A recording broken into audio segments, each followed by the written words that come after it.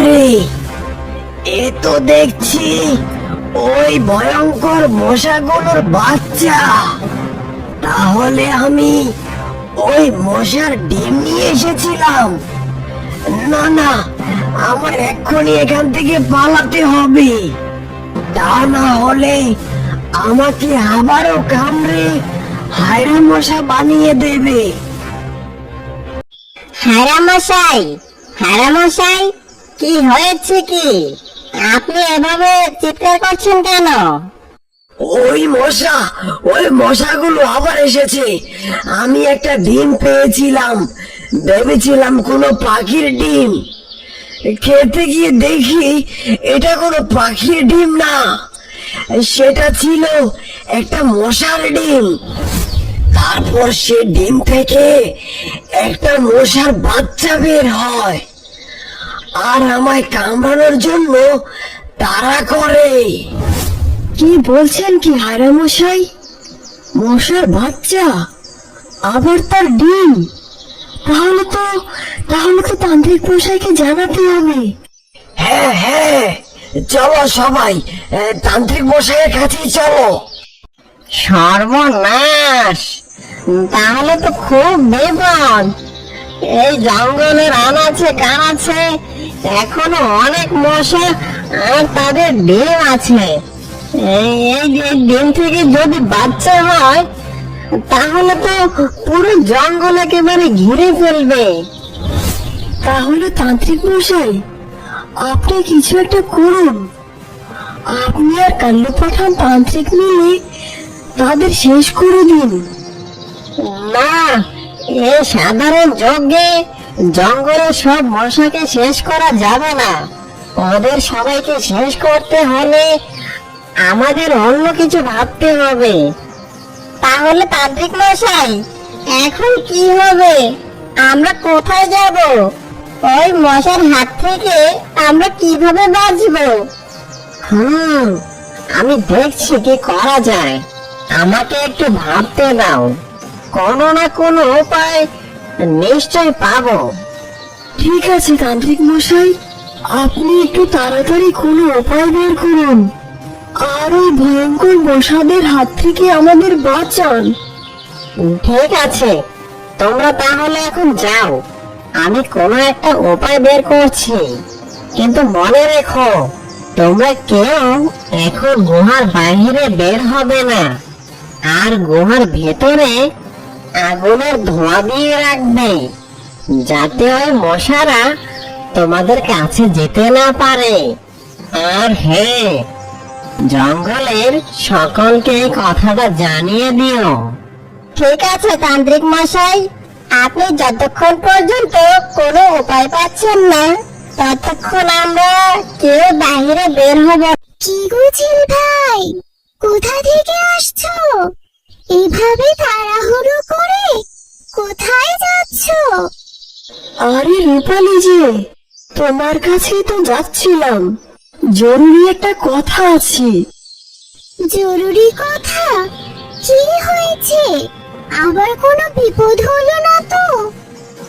শুধু বিপদ না রূপালি, মারাত্মক বিপদ।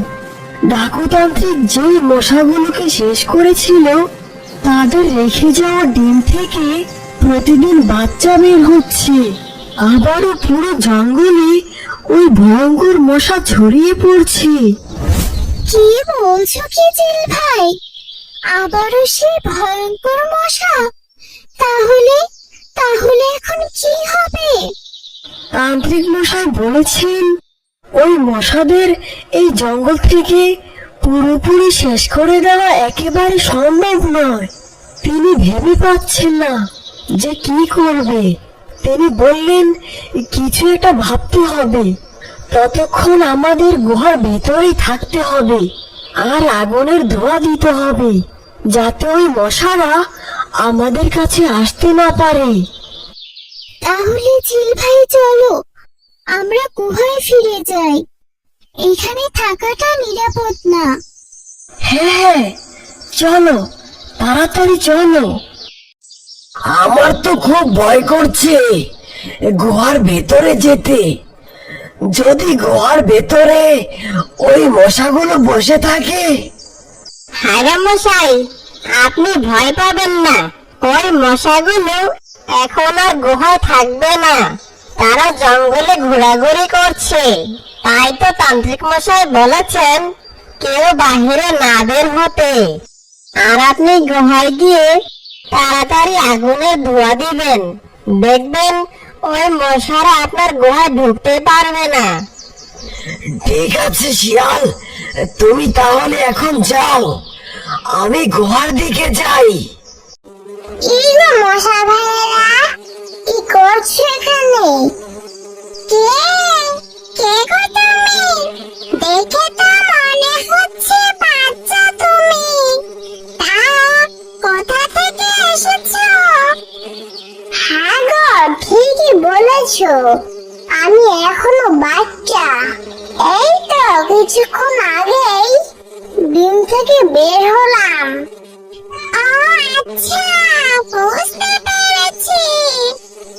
তা তোমরা কি নিয়ে কথা বলছো এখানে? আমাকে কি বলা যাবে?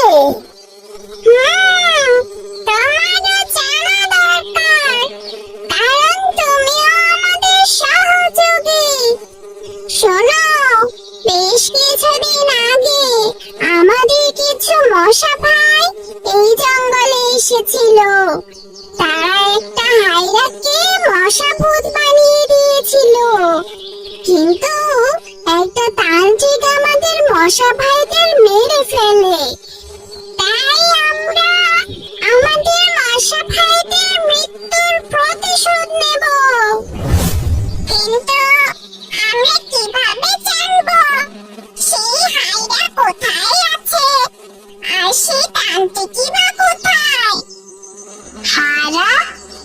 আমি একটা হারাকে চিনি, তার রক্ত খাওয়ার জন্য আমি তাকে তাড়া করেছিলাম, কিন্তু সে পালিয়ে যায়। কি বলো?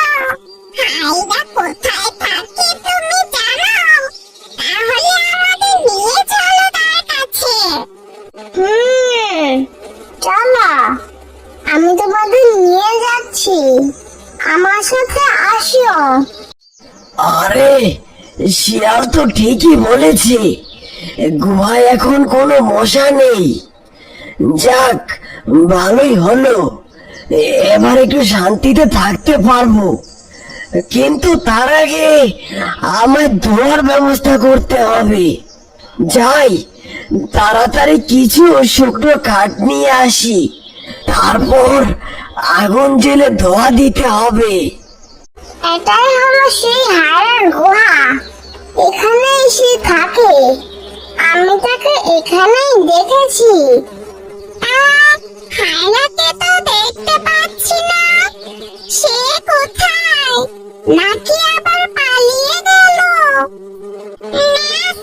না, মনে হচ্ছে সে বাইরে গেছে।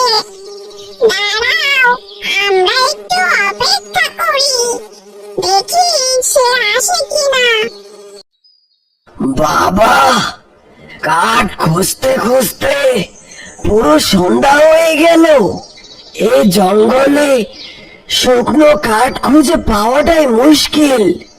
এখন তাড়াতাড়ি আগুনটা জ্বালিয়ে ধোয়া দিতে হবে, তা না হলে ওই শয়তান মশাগুলো আবার চলে আসবে।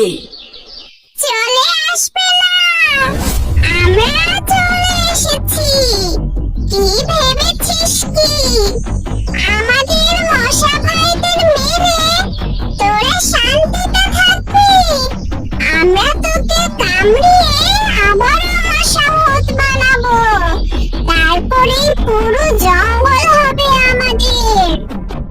ওরে বাপরে, এ তো দেখছি সেই মশার দল।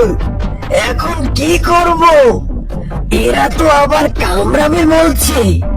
না না, আমাকে এক্ষুনি এখান থেকে পালাতে হবে। সারাদিন এত ধ্যান করলাম, কিন্তু কিছুতেই কোনো উপায় খুঁজে পাচ্ছি না।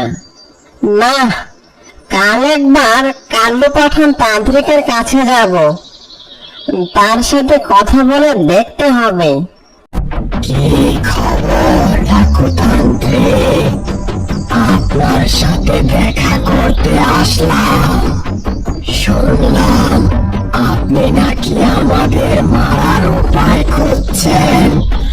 কে কে তুই? আমি ডাকুতান্ত্রিক, আমি তোমার সাথে দেখা করতে আসলাম। আমি মশাভূত। সর্বনাশ! ওই মশাগুলো দেখছি হায়রা মশাইকে আবারও মশাভূত বানিয়ে দিয়েছে। হায়রা মশাই যে ওই মশাদেরই একজন হয়ে গেল। এখন তাহলে কি করব? তোমাকে কিছুই করতে হবে না ডাকুতান্ত্রিক, যা করার আমরাই করছি। আমার মশা বাহিনী, তোমরা এই ডাকুতান্ত্রিককে বন্দি করো, সে যেন পালাতে না পারে।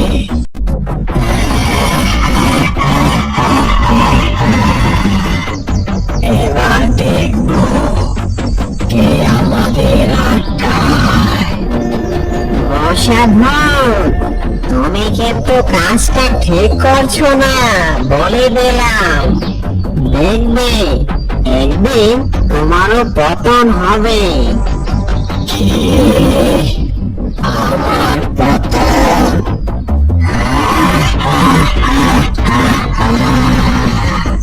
কে কে করবে আমার পতন? তুমি? আমি তোমায় এখনো বাঁচিয়ে রেখেছি এই জন্য যে তুমি দেখবে এই জঙ্গল আমি কিভাবে দখল করি।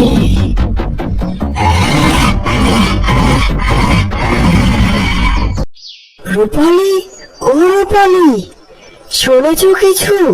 কাল রাতে ভয়ানক এক কাণ্ড ঘটে গেছে গো। কি হয়েছে কি জিল ভাই? আবার কোনো নতুন বিপদ হলো না তো? শোনো রূপালী, কাল রাতে হায়রা মশাই আবারও মশাভূত হয়ে গেছে। আর ওই মশারা আমাদের তান্ত্রিক মশাইকে বন্দি করে রেখেছে। কি বলছো কি? তাহলে তাহলে এখন কি হবে? আমাদের কে বাঁচাবে? শোনো, আমি গিয়ে কাল্লু পাঠান তান্ত্রিককে নিয়ে আসি। ততক্ষণ তোমরা এদিকটা খেয়াল রেখো। ঠিক আছে চিল, তুমি তাড়াতাড়ি যাও, আমি এদিকটা দেখছি। শোনো, এই জঙ্গল থেকে ওই ভয়ঙ্কর মশাদের পুরোপুরি শেষ করতে হলে আবারও যজ্ঞের আয়োজন করতে হবে। আর এই যজ্ঞ আগের চাইতে আরো শক্তিশালী করতে প্রয়োজন লাল পদ্ম ফুলের। তান্ত্রিক মশাই, সেই পদ্ম ফুল কোথায় আছে বলুন, আমি গিয়ে নিয়ে আসছি। সেই পদ্ম ফুল আছে অচিনপুর জঙ্গলের নীলচনা নামের এক দিঘিতে, কিন্তু সেখানে সেই ফুলের পাহারায় থাকে এক বৃদ্ধ কচ্ছপ। সে দেখতে আকারে অন্যান্য কচ্ছপের তুলনায় অনেক বড়। তাকে বুঝিয়ে যদি সেই ফুল আনতে পারো তাহলেই যজ্ঞ করা সম্ভব। তান্ত্রিক মশাই, আপনি কোনো চিন্তা করবেন না, আমি এখনই গিয়ে সেই ফুল নিয়ে আসছি। কে গো তুমি? এখানে কেন এসেছো? কি চাই এখানে? আমি চিল, ওই দক্ষিণের জঙ্গলে থাকি। আমাকে কাল্লু পাঠান তান্ত্রিক পাঠিয়েছে লাল পদ্ম ফুল নিয়ে যাওয়ার জন্য। কে কে পাঠিয়েছে? কাল্লু পাঠান? তা কোনো বিপদ হলো না তো? কাল্লু পাঠান তান্ত্রিক আমায় পাঠিয়েছেন। আমাদের জঙ্গলে কিছু ভয়ঙ্কর মশার আগমন ঘটেছে। তারা আমাদের হায়রা মশাইকে মশাভূত বানিয়ে দিয়েছে আর ডাকুতান্ত্রিককে বন্দি করেছে। তাই তাদের শেষ করার জন্যই দরকার লাল পদ্ম ফুল। আমি তোমার কথা বুঝতে পেরেছি।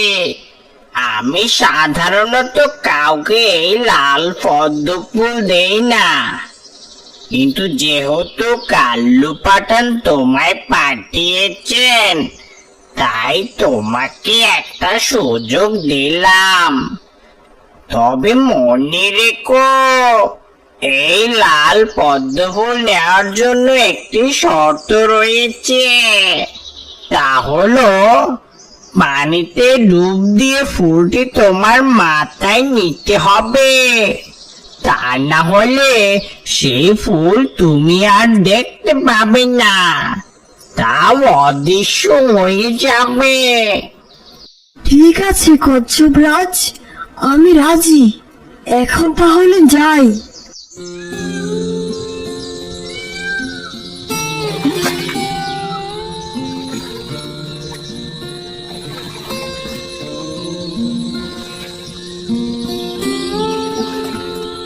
কচ্ছপ রাজ, আপনাকে অনেক অনেক ধন্যবাদ আমাকে এই ফুলটি দেওয়ার জন্য।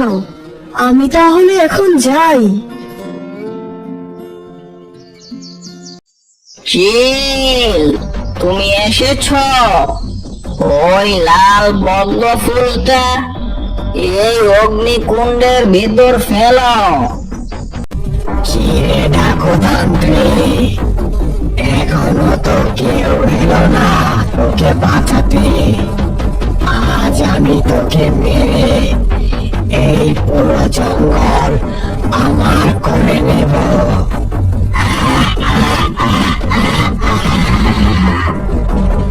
এই পাপের শাস্তি তুই পাবি শয়তান।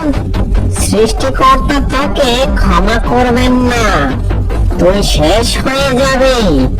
সময় আর বেশি বাকি নেই। বাঁচাও, বাঁচাও, আমার মাথা ঘোরাচ্ছে, আমার দম বন্ধ হয়ে আসছে, আমাকে কেউ বাঁচাও।